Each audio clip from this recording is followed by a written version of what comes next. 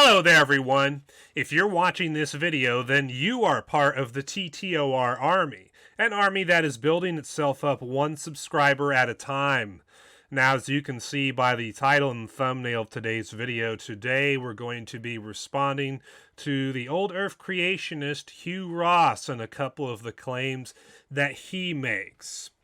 Now, recently on Twitter, I came across a Reasons to Believe tweet that shared this article, which you can see here on the screen from Reasons.org, a blog post from 2017 by Hugh Ross. The blog is titled, "Is Lithium a Problem for the Big Bang Creation Model?" And what we're going to do is we're going to read the first two paragraphs of this blog post by Hugh Ross, and we're going to respond to the three claims that he makes in there. Now, first of all, the reason why we're responding to Hugh Ross is because he is essentially the godfather of old Earth creationism. Hugh Ross not only is the head of Reasons to Believe, he not only did debates with Kent Hovind and Ken Ham, but old Earth creationist apologists like Frank Turek and Norman Geisler and the whole like. Pretty much every old Earth creationist apologist I've come across has at one point or another referred to Hugh Ross as an authority figure on old Earth creationism cosmology.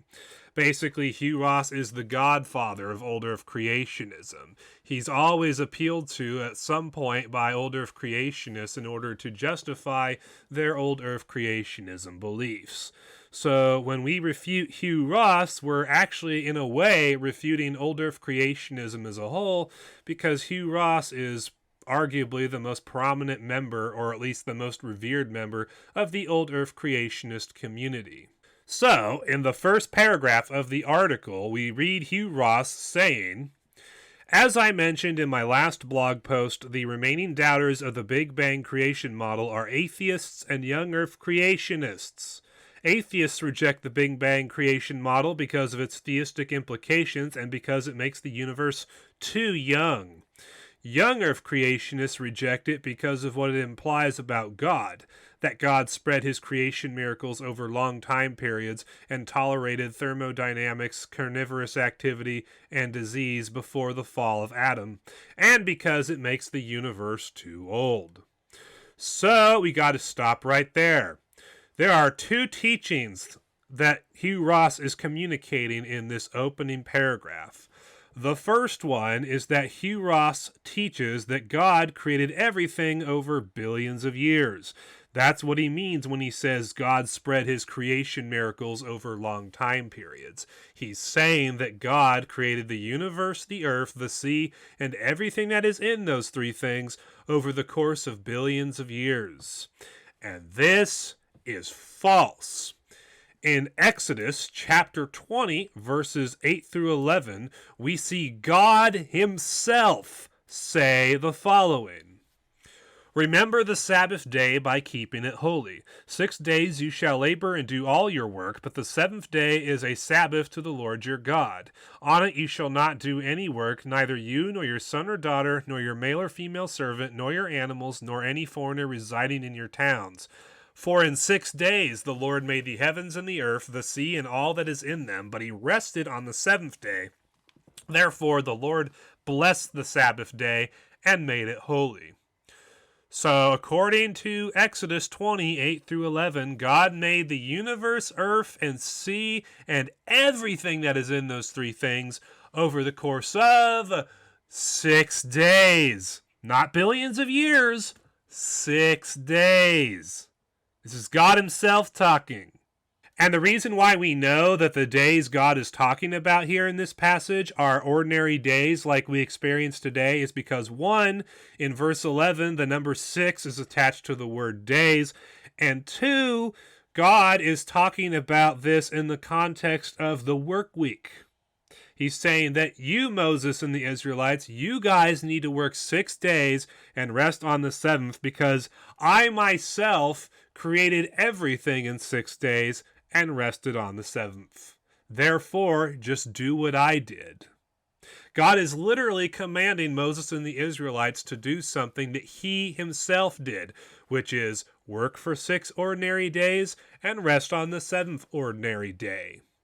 God was literally establishing our 7-day work week that we experience today. And it is in this context that God says he made everything in 6 days and then rested on the 7th. So God himself is clearly teaching that he made everything over the course of 6 days and not billions of years. Therefore, when Hugh Ross claims that God made everything over long periods of time, he's not only lying to you, he's actually guilty of committing heresy, which means that Hugh Ross is a heretic. Now, the other teaching that Hugh Ross is communicating here in this opening paragraph is that death and disease were in the world before Adam and Eve sinned. That's what he means when he claims that God tolerated thermodynamics, carnivorous activity, and disease before the fall of Adam. And if you know your New Testament scriptures, you know that what Hugh Ross teaches here is an absolute load of bunk. In Romans chapter 8, verses 18 through 21, Paul says, I consider that our present sufferings are not worth comparing with the glory that will be revealed in us. For the creation waits in eager expectation for the children of God to be revealed. For the creation was subjected to frustration not by its own choice, but by the will of the one who subjected it, in hope that the creation itself will be liberated from its bondage to decay and brought into the freedom and glory of the children of God. When I open up my NIV study Bible and I go to the footnote for verse 21, it says, in regards to the phrase that the creation will be liberated from its bondage to decay, the footnote says, the physical universe is not destined for destruction, annihilation, but for renewal, and living things will no longer be subject to death and decay as they are today. So according to the editors of the NIV Study Bible, who are by zero means young earth creationists in any way, shape, and form, they say that verse 21 of Romans 8 is teaching that the creation that we see today is currently in bondage to decay and death, as in physical death. Now, how come the creation is in bondage to decay and death? Well, Romans 5:12 says, therefore, just as sin entered the world through one man, and death through sin, and in this way death came to all people because all sinned. So the reason why the creation is in bondage to death and decay today is because man's sin brought death into the world, and death to all people because of his sin. The same Paul who said that the creation is in bondage to death and decay said that death and decay came through the world because of man's sin. The same Paul who said that the creation is in bondage to death and decay also says that death and ultimately decay were brought into the world through man's sin. The same Paul also wrote in 1 Corinthians 15, 20 through 22, but Christ has indeed been raised from the dead, the firstfruits of those who have fallen asleep. For since death came through a man, the resurrection of the dead comes also through a man. For as in Adam all die, so in Christ all will be made alive. Now, if you're familiar with 1 Corinthians chapter 15, you know that this entire chapter is talking about physical resurrection from the dead. And it is in the middle of this chapter that Paul points out that physical death came through a man, and that physical resurrection of the dead also comes through a man. And then he points out that the man through whom death came through was Adam, and the one that physical resurrection of the dead comes through is Jesus. So according to Paul in his letters to the Romans and to the Corinthians, he said that physical death and decay entered the world through Adam's sin, and that is why the creation is currently in bondage to physical death and physical decay. and that when Jesus comes back and establishes his kingdom, he will break that bondage, and we will no longer be in bondage to death and decay like we are today.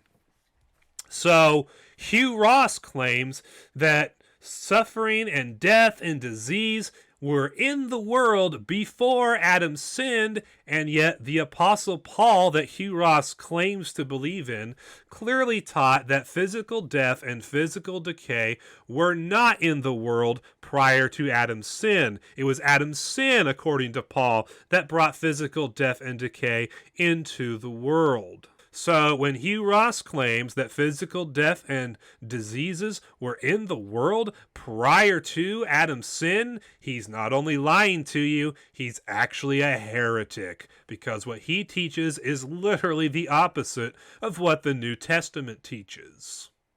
Now let's read the next paragraph. Both atheists and young earth creationists conveniently ignore most of the positive evidence for the Big Bang. Their tactic is to point out a few anomalies where observations do not yet affirm the Big Bang and declare that lack of affirmation as a failed prediction of the Big Bang creation model. No, actually, Hugh Ross, the reason why young earth creationists like myself completely reject the Big Bang creation model of yours is because Big Bang cosmology contradicts the Bible in terms of the order of creation events, which I documented in a video from 9 months ago titled Why Christians Should Not Defend the Big Bang Theory / model. One example is that Big Bang cosmology teaches that the sun came into existence before the Earth did.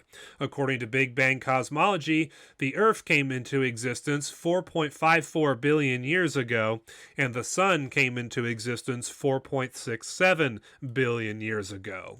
So since 4.67 billion is bigger than 4.54 billion, this means that the sun is older than the Earth and came into existence before the Earth did, according to Big Bang cosmology. But the Bible says that the Earth was created by God from nothing on day 1 of creation, and that the sun and the moon both were created on day 4. In other words, the creation account says that the Earth came into existence before the sun did. This is just one of several points of the creation account where the order of creation events of the Big Bang cosmology model contradict the biblical creation account's order of creation events. And you can see what the rest of those are in this video, link to which will be in the description box below. Now, Hugh Ross wants to spend the rest of the article talking about how lithium is positive evidence for his Big Bang creation model, but as we can see here in these first 2 paragraphs of his post, Hugh Ross teaches multiple heresies that plainly contradict the Bible. He teaches that God made everything over billions of years when God himself, in multiple instances in Exodus, said that he made everything over 6 days. He teaches that death and decay and disease were in the world prior to Adam's sin, even though the Apostle Paul clearly taught that none of those things were in the world prior to Adam's sin, and it's Adam's sin that brought those things into the world. So Hugh Ross is a heretic just on those 2 teachings alone. And then Hugh Ross claims that we ignore all the evidence for Big Bang cosmology and that we justify our rejection of Big Bang cosmology by just claiming that a lack of affirmation on a particular point of the model is a failed prediction of the model, when the fact of the matter is that young earth creationists like myself reject Big Bang cosmology because its order of creation events contradicts the Bible's order of creation events in every way possible. So this is the kind of man that Hugh Ross is. He literally commits multiple heresies in relation to the Bible in order to justify his old earth creationism beliefs, in order to justify accepting Big Bang cosmology and deep time.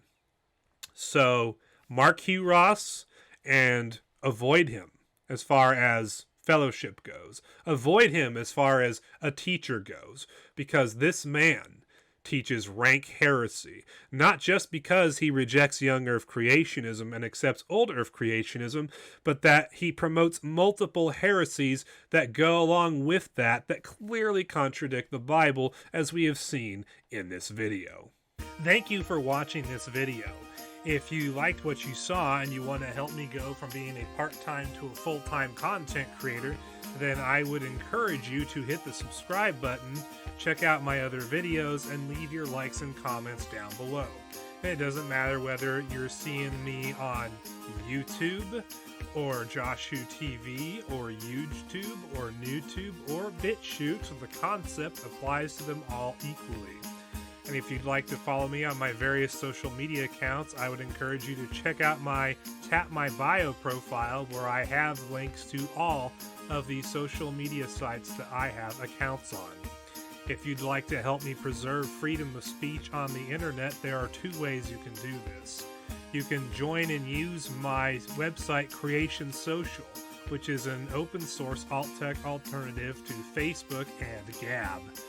Lots of great conversations happen here. You have true freedom of speech with very minimal drama, which I think is the best of both worlds.